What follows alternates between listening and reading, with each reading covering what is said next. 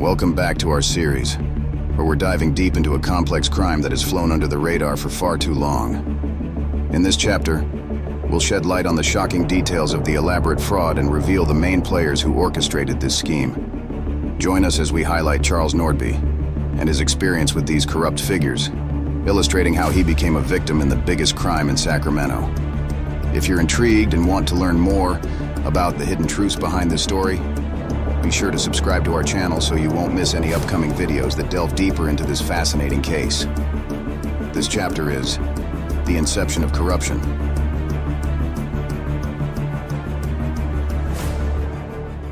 They all knew about it. They all chose to remain silent. They are complicit in some way in Sacramento's biggest crime. Every individual involved must have feared crossing Joyce Rayleigh Teal, the bitter and angry billionaire. She must have gone into a rage when she discovered that her entire wealth and company's success were solely attributable to a man she didn't even know. A man who held the power to take it all away, but all he wanted was to be honored for what he did. The greatest success story in Sacramento history. Instead, the Rayleigh family committed the heinous crime of fraud against a man named Charles Nordby. Once they learned he had returned to Sacramento to tell their true success story, they set out to destroy the man who came to save them. However, their crimes are coming back to haunt them, exposing everyone involved.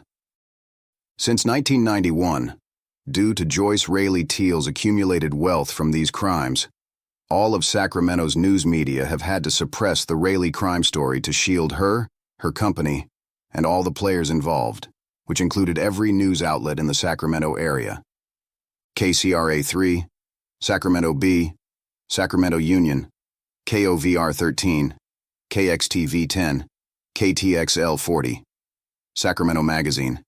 Even Dateline NBC nearly pleaded with us for exclusive rights to the Charles Nordby success story until they realized that this success story was evolving into a significant crime story that would not only expose KCRA3, their NBC affiliate, but all of Sacramento's news media for silencing and concealing this monumental fraud from the public. Stan Atkinson, the beloved news anchor for KCRA3, could not report this crime for fear of losing Rayleigh's advertising budget. Do you remember KCRA3's opening line on the nightly news? This portion of the news sponsored by Rayleigh's. On March 4, 1992, Stan was even presented with a complimentary book from Charles Nordby while he was still alive, titled, Rayleigh's Exposed? Who on Earth Saved Rayleigh's? Because Rayleigh's advertising budget had ballooned once this crime story began leaking out in 1991, Stan Atkinson and KCRA3 management could not afford to reveal the truth about Rayleigh's and risk losing the lucrative account, potentially worth millions to John Kelly, the owner of KCRA3. As it turns out, because of this story, John Kelly was the king of fake news, and all the reporters and anchors were his puppets. Thus, Rayleigh's hush money had to support all of Sacramento's news media to keep this true crime story under wraps. News reporters were all offered the chance to investigate and view the proof and evidence we would provide so they could report on Rayleigh's crime. Perhaps they were advised to simply look the other way. Yet not a single reporter expressed any interest in seeing the evidence. They were all silenced by the powers that be. If this were not a true story, Joyce Rayleigh Teal and her wealth would have completely obliterated this narrative through legal actions against Charles Nordby. However, they were well aware, based on Charles Nordby's own reputation in the San Francisco Bay Area, that he had never lost a case in court. Ever.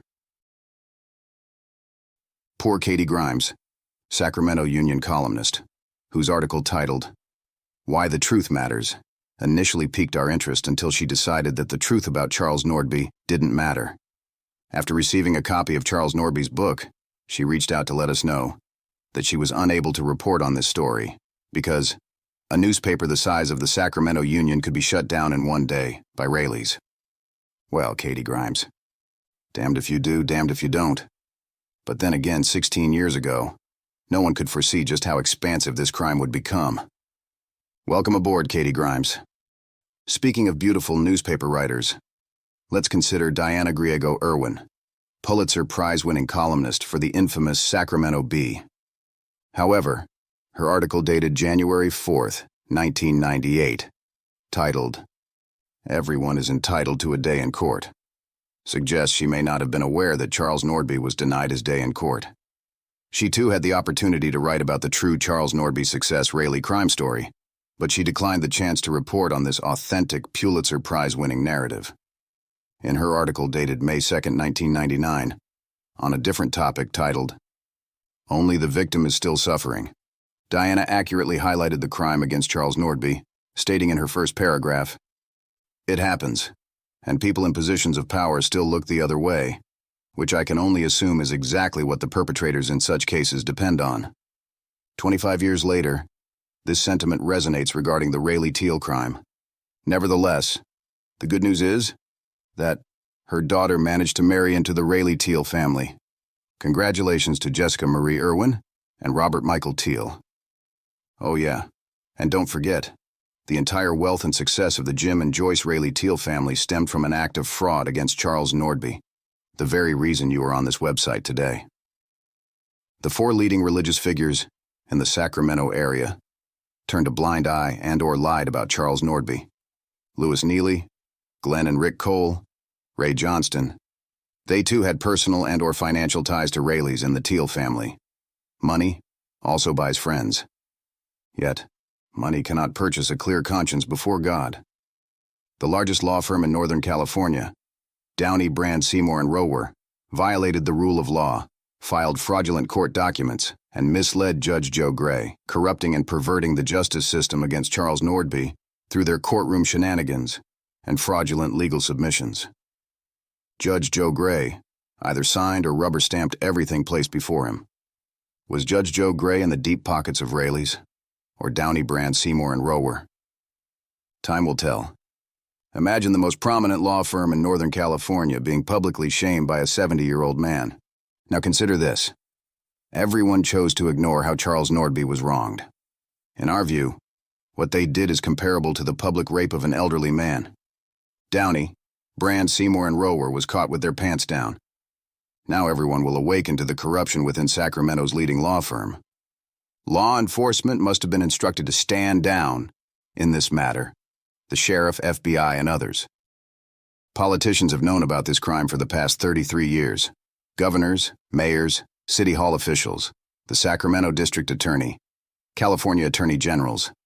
Yet in 33 years, not one person mentioned in this story has ever questioned its validity, refuted the claims, sought more information, or even shown interest in pursuing justice for Charles Nordby. Isn't that baffling? Not really once you understand the extensive machine involved in this conspiracy of silence. They ensure no one speaks up, because if anyone does, the jig is up.